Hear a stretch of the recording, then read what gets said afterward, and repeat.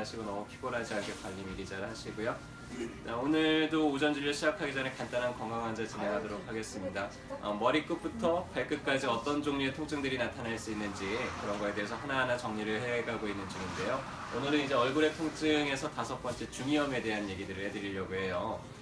애기들 다 키워보셨죠? 애기가 갑자기 어느 날 감기가 걸리더니 엄마 귀가 너무 아파요 엉엉엉엉 하면은 이제 뭘 걱정하세요?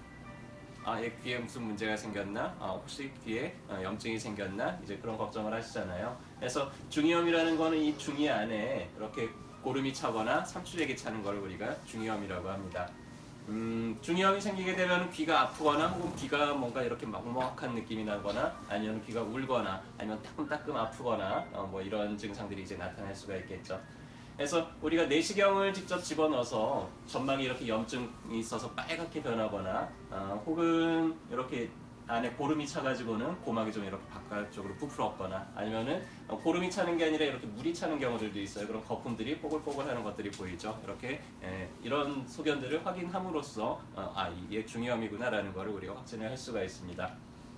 그래서 어른들보다는 아이들이 훨씬 더 잘 걸리는 편이에요. 아이들 이렇게 감기 걸린 다음에 중이염으로 발전이 되는 경우들이 많은데 그 이유 중에 하나가 어른들은 코하고 귀하고 연결되어 있는 관이 이렇게 사선으로 되어 있어요. 그렇게 해서 코에 있는 염증이 귀까지 타고 올라가는 경우들이 그렇게 많지가 않은데 아이들은 그게 평평해서 코에 염증이 생기면 우리가 감기가 걸리거나 비염이 생겨서 이쪽에 있는 염증이 귀까지 전달이 되기가 쉬워요.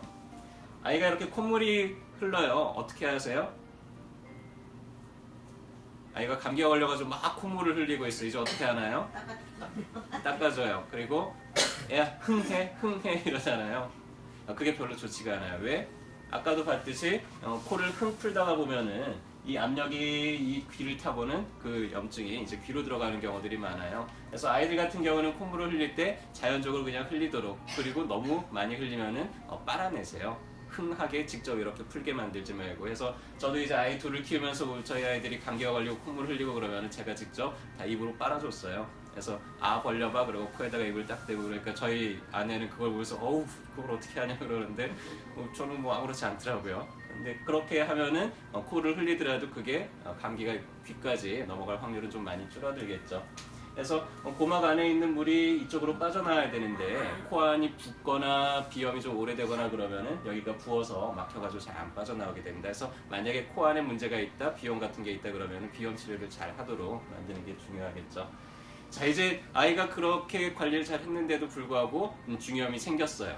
자, 이제 어떻게 할까요? 병원에 이비인후과에 데려가거나 소아과에 데려가면은 2주 동안 항생제를 쓰라고 항생제 처방을 하는 게 거의 대부분이에요. 왜냐면은 중이염이 이게 나중에 발전이 돼가지고는 뭔가 좀 이렇게 청력에 문제가 생길 수도 있고 하기 때문에. 자, 근데 그럴 가능성은 정말 희박해요.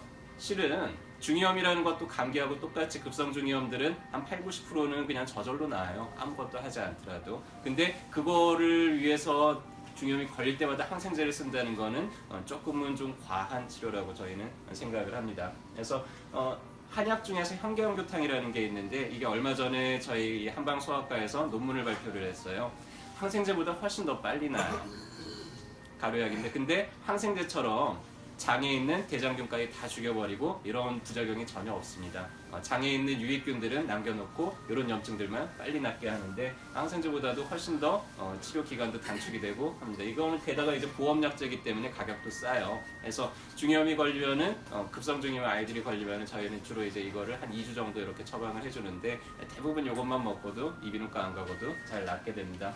근데 만약에 이제 만성 중이염, 이게 몇 개월씩 몇 년씩 가는 중이염이다 그러면은 그런 분들은 이제 면역력, 체력 자체가 떨어져 있는 거기 때문에 체력을 올리기 위해서 처방을 좀 하게 되겠죠.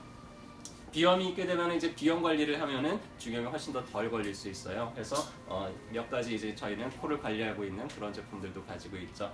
일상생활에서는 면역력이 떨어지지 않게 관리를 잘 하는 게 중요합니다. 규칙적으로 주무시고 운동하고 영양가 있는 음식들 잘 섭취하고, 아무리 강조해도 지나치지가 않죠. 이런 것들은 비염이 생기면 빨리 비염을 치료해서 중이염까지 건너가지 않게 하고요. 체온이 떨어지게 되면 면역력이 떨어지기 때문에 체온 유지를 좀 잘 하는 게 중요합니다. 자, 중이염 걸리면 이제 항생제 먹이시겠어요? 어떻게 하시겠어요? 중이염 걸리면 이제 어디 가죠? 한의원가죠. 항생제보다도 훨씬 더 안전하고 빠르게 치료할 수 있으니까요. 혹시라도 이제 그런 일들이 생기면은 저희한테 데리고 오시면은 저희가 또 잘 관찰해서 또 적절하게 치료를 해드리도록 하겠습니다. 자, 오늘도 진료 잘 받으시고요. 건강한 하루 되시길 바라겠습니다. 감사합니다.